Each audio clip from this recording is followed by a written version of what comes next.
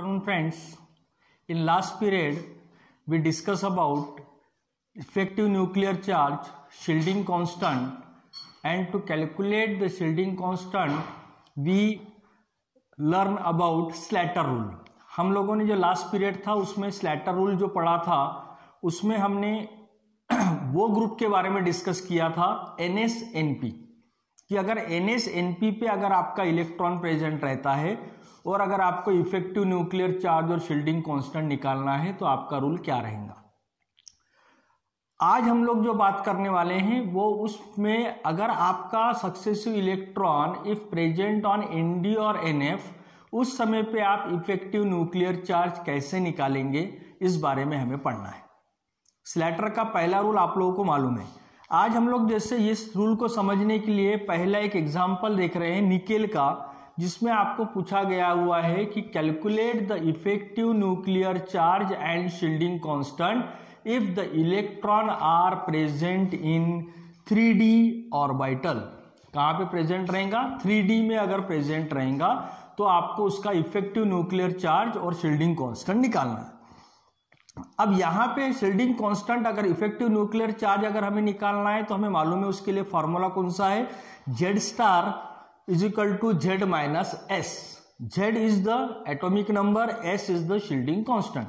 माने effective nuclear charge अगर हमें कैलकुलेट करना है तो हमें सबसे पहले शील्डिंग कांस्टेंट को कैलकुलेट करना पड़ेगा। शील्डिंग कांस्टेंट को कैलकुलेट करने के लिए हमें स्लैटर रूल पता होना चाहिए। अभी तक हमने लास्ट पीरियड में जो पढ़ा वो स्लैटर रूल पढ़ा कि अगर आपका इलेक्ट्रॉन NS या NP ग्रुप में प्रेजेंट है तो कैसे निकालना। अब आपको क्वेश्चन पूछा गया है निकेल का कि जहां पे आपको शील्डिंग कांस्टेंट निकालना है अगर इलेक्ट्रॉन 3D इलेक्ट्रॉन ऑर्बिटल में प्रेजेंट रहा तो अब इसके लिए आपका जो स्लैटर रूल बनेगा वो क्या बनेगा। सबसे पहला रूल जो हम लोगों ने NS और NP में पढ़ा था वो एज इट इज कि फर्स्ट जैसे अभी आपको निकेल का निकालना है, निकेल का एटॉमिक नंबर है 28। First write down the general electronic configuration of nickel. It is 1s2 2s2 2p6 3s2 3p6 4s2 3d8।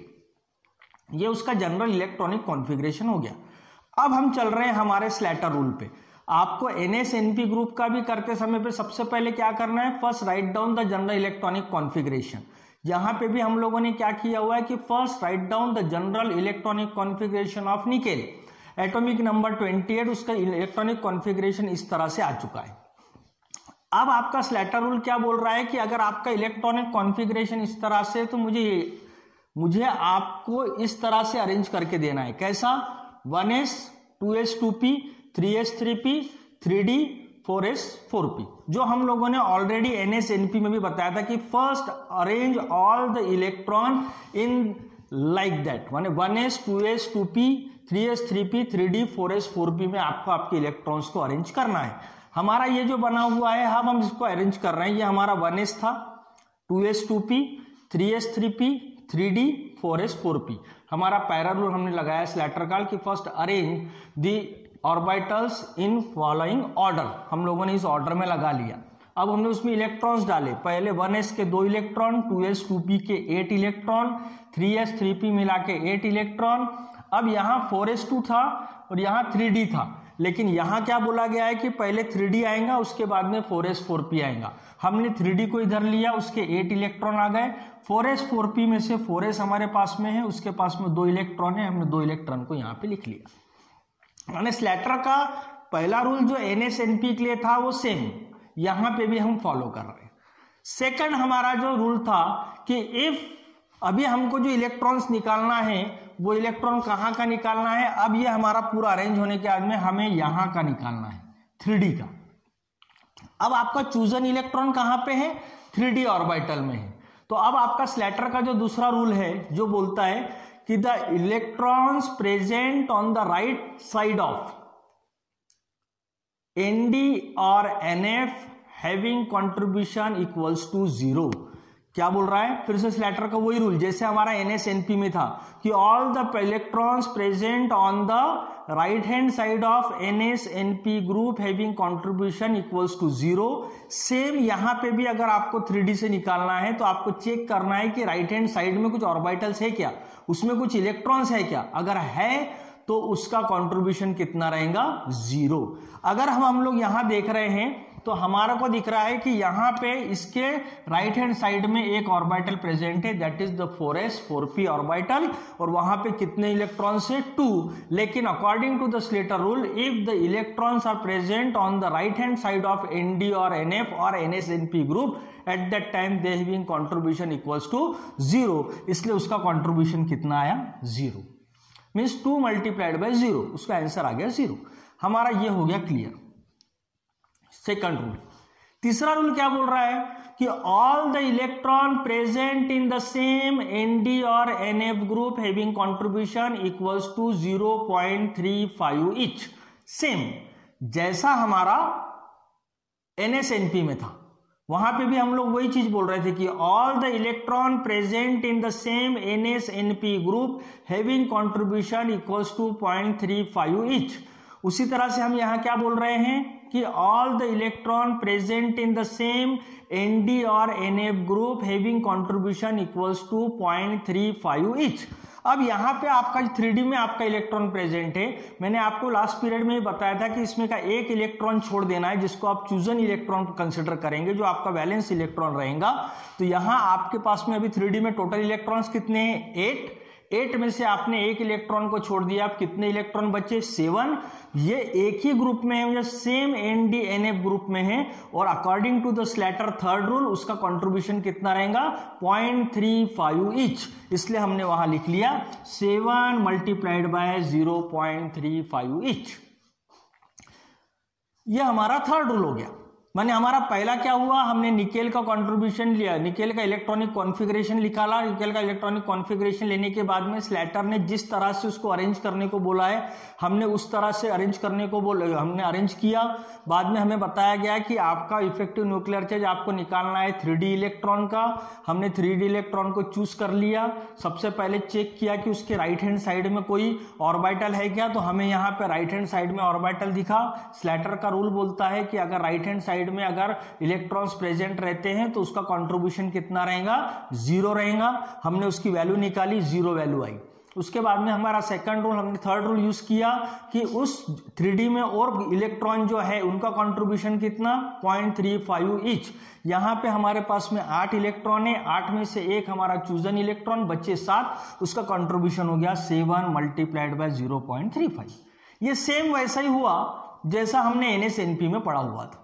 अब इसके बाद का जो रूल है वो हमारे लिए इंपॉर्टेंट है इन केस ऑफ nd और nf। If the chosen electron present in d और f orbital eight that time the fourth rule and fifth rule of ns and np is change. माने ns और np में जो fourth और fifth rule थे वो आपके चेंज हो जाएंगे। NSNP में फोर्थ रूल क्या था कि यहां से आप नीचे जाएंगे कि all the electron present in n-1 having contribution equals to 0.85 each. और उसके बाद में उसके आगे का रूल था फिफ्थ नंबर का कि all the electron present in n-2 and all having contribution equals to 1.0 each. ये हमने NSNP में पढ़ा था। लेकिन ये दोनों भी रूल अब यहाँ पे nd और nf में कैंसल होंगे। उसकी जगह पे एक ही रूल बनेगा, वो रूल रहेगा कि all the electrons present on the left side of the nd और nf group having contribution equals to 1.0 each. माने यहाँ पे n-1 n-2 नहीं रहेगा। यहाँ पे क्या बोल रहा है, all the electrons present on the left hand side of nd और nf group having contribution equals to 1.0 each। अब यहाँ पे हमारा 3D था, लेफ्ट हैंड साइड में इतने सारे ऑर्बिटल्स प्रेजेंट है। उसके अगर हम इलेक्ट्रॉन्स देखते हैं तो यहाँ 8, यहाँ 8, यहाँ 2, मैंने टोटल मिला के कितने इलेक्ट्रॉन्स है, टोटल मिला के हमारे पास में 18 इलेक्ट्रॉन्स हो रहे हैं। और इस 18 इलेक्ट्रॉन्स का कंट्रीब्यूशन कितना है, 1.0 ईच। ये हमारा यहाँ पे स्लेटर रूल फॉर nd और nf के लिए खत्म होता है। हमें उससे शील्डिंग कांस्टेंट की वैल्यू मिलेंगी। हमने उसकी वैल्यू निकाली 18 + 2.45, उसकी वैल्यू आई 20.45। हमने शील्डिंग कांस्टेंट निकालने के बाद में हमें इफेक्टिव न्यूक्लियर चार्ज निकालना था। इफेक्टिव न्यूक्लियर चार्ज का फॉर्मूला है Z star is equal to Z minus S equals to atomic number उसका है 28। हमने एस की वैल्यू निकाली 20.45, हमारा आंसर आया 7.55। That is the value of effective nuclear charge. In this way the effective nuclear charge and shielding constant is calculated when the electron are present in 3D 4D 4F। इस तरह के अगर orbital में आपका electron present रहता है तो आपका स्लैटर रूल इस तरह से काम करेगा। जहां पे हमारा स्लैटर रूल खत्म होता है, फिर से मैं एक बार आपको रिपीट करता हूं कि if the electrons present in ND और NF, तब आपको क्या करना है, first write down the general electronic configuration of that element.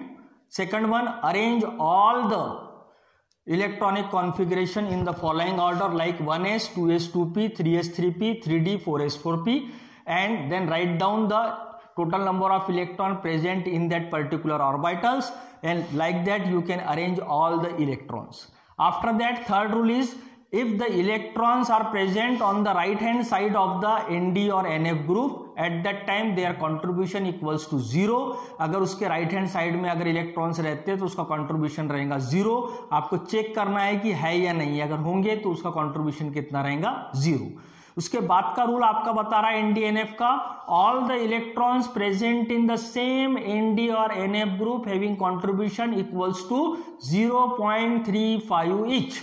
माने एक इलेक्ट्रॉन को छोड़ के सेम ND और NF में जितने भी इलेक्ट्रॉन्स रहेंगे उसका कंट्रीब्यूशन कितना रहेगा, 0.35 each. For example in nickel यहाँ पे 8 इलेक्ट्रॉन थे, उसमें से एक चूजन इलेक्ट्रॉन बचे 7 मल्टीप्लाइड बाय 0.35 ईच। ये हमारा थर्ड रूल बना। और हमारा लास्ट रूल क्या बना हुआ है कि all the electrons present on the left hand side of ND और NF group having contribution equals to 1.00 each. अब ये आपका 3D ग्रुप है, इसके लेफ्ट हैंड साइड में जितने भी ऑर्बिटल्स है उसमें जितने इलेक्ट्रॉन्स रहेंगे उसको आपको एडिशन करना है। यहाँ पे टोटल निकेल में 18 इलेक्ट्रॉन्स है, उसको मल्टीप्लाइड करना है किससे, 1.0 ईच। उसके जरिए आप कैलकुलेट करेंगे the value of shielding constant. Then by putting the shielding constant value in the effective nuclear charge formula Z star equals to Z minus S. Z is the atomic number, S is the shielding constant value. You can calculate the effective nuclear charge for that particular element. तो इस तरह से Slater rule के जरिए हम लोग 3D 4D 4F में अगर इलेक्ट्रॉन का अगर हमको क्वेश्चन पूछा जाता है तो हम उसको एक्सप्लेन कर सकते हैं, या फिर अगर आपको NS NP का पूछा जाता है तो हमने जो प्रीवियस क्लास में जो आपको रूल बताए थे, आपको उस रूल के जरिए आपका प्रॉब्लम को सॉल्व करना है। 2.5 मार्क के लिए आपको एग्जाम में पूछा जाता है। अगर 5 मार्क के लिए पूछा जाएगा तो आपको सबसे पहले रूल्स पूछे जाएंगे और रूल्स के बाद में आपको एक आधा प्रॉब्लम दिया जाएगा कि जो आपको सॉल्व करना है। यहाँ पे आपका पहले यूनिट का ये लास्ट पार्ट कवर होता है। हम लोगों ने एग्जाम पॉइंट ऑफ व्यू जो मेन टॉपिक थे वो अभी हमने कवर किए हुए हैं पहले यूनिट का, और बच्चे जो है वो हमारे रेगुलर क्लासेस में हम लोग उस कोर्स से डिस्कस करेंगे। From next period we discuss about the valence bond theory and hybridization. Thank you.